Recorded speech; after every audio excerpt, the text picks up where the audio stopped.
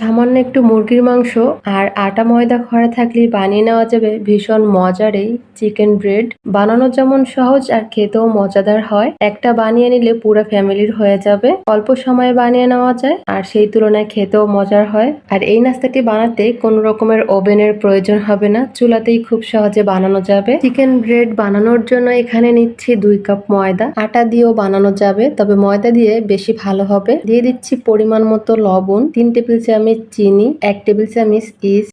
শুকনো উপকরণগুলো একটু মিশিয়ে নিলাম। এখানে দিয়ে দিচ্ছি 2 টেবিল চামচ সয়াবিন তেল, আবার একটু মিশিয়ে নিচ্ছি।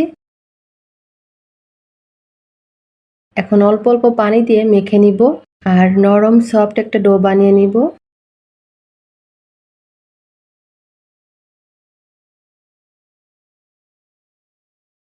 ডোটা অনেক শক্ত, আবার অনেক নরমও করা যাবে না। এই যে এরকমের হবে। একটু তেল দিয়ে ডোর উপর মেখে দিচ্ছি যাতে এটা ড্রাই না হয়ে যায়। এখন এটাকে 30 মিনিটের জন্য রেস্টে রাখবো। এখানে প্যানে কিছুটা তেল দিয়েছি আর এখানে দিয়ে দিচ্ছি মাঝারি সাইজের 3টা পেঁয়াজ কুচি। পেঁয়াজটাকে হালকা ভেজে নিব। এখানে দিয়ে দিচ্ছি হাফ কাপ মুরগির মাংস, দিয়ে দিচ্ছি হাফ কাপ গাজর কুচি, একটু হালকা ভেজে নিব। আর মাংসটাকে আমি আগে থেকে আদা রসুন আর লবণ দিয়ে সিদ্ধ করে নিয়েছিলাম। সিদ্ধ করে এরকম ঝোড়া ঝোড়া করে নিয়েছি।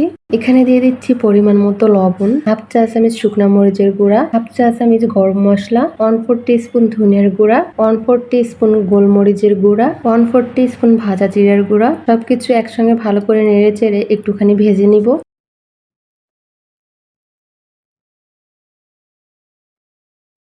কিছুক্ষণ ভেজে নিয়েছি। এখন এখানে আমি দিয়ে দিচ্ছি হাফ কাপের মতো লিকুইড দুধ। দুধের মধ্যে দিয়েছি 1 টেবিল চামচ কর্নফ্লাওয়ার। কর্নফ্লাওয়ারের পরিবর্তে ময়দা দেওয়া যাবে। এখন নেড়েচেড়ে ভালো করে মিশিয়ে নিব।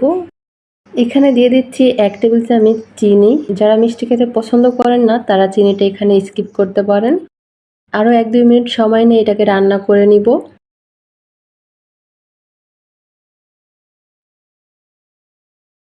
চিকেনের পুরটা পুরোপুরি রেডি। এখন এটাকে আমি চুলার উপর থেকে নামিয়ে নিব। 30 মিনিট পরে ফিরে আসছি। ডোটা ফুলে ডাবল হয়ে গিয়েছে। এখন এটার মধ্যে থেকে বাতাসটাকে বের করে দিব।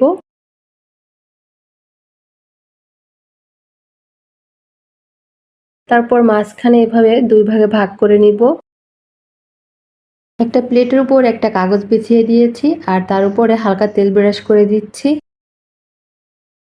এখন একটা ডো নিয়ে এইভাবে আগে গোল করে নিব, তারপরে এইভাবে সমান করে দিব। কেউ চাইলে আগে রুটি বেলে নিতে পারেন।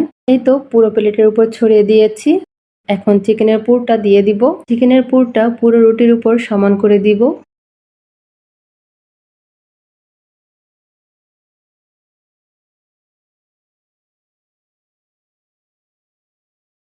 এখন আরো একটা যে ডো রয়েছে ওইটা দিয়ে একটা রুটির মতো বেলে উপর দিয়ে দিয়ে দিচ্ছি। এখন চারপাশ দিয়ে মুখ আটকে দিব। চারপাশ দিয়ে মুখটাকে আটকে দিয়েছি। এখন এটাকে আমি 10 মিনিটের জন্য রেস্টে রাখবো যাতে এটা একটু ফোলে। 10 মিনিট পরে ফিরে আসছি। এখন উপর দিয়ে পছন্দ মতো একটা ডিজাইন করে দিব। এই যে এরকম।